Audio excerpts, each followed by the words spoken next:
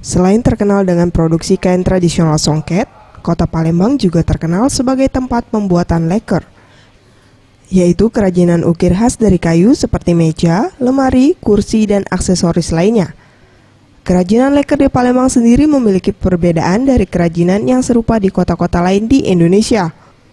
Di mana leker, kerajinan ukir khas dari kayu dari Palembang ini semakin cantik karena ditambah dengan seni lukis yang didominasi warna emas, hitam, dan coklat.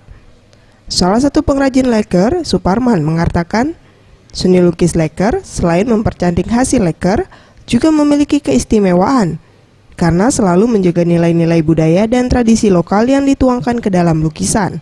Karena lukisan leker dominan mengangkat kebudayaan Palembang dengan objek Sungai Musi, Jembatan Ampera, serta aktivitas kehidupan masyarakat Palembang sendiri. Bagi aku, lukisan leker itu ada keistimewaan dari segi pewarnaan dan monokrom, terus mengangkat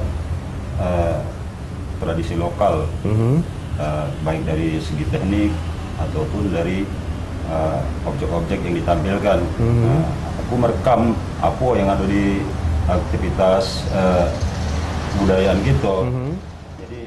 Untuk seni lukis leker sendiri membutuhkan ketelitian, kesabaran, serta kecerdasan.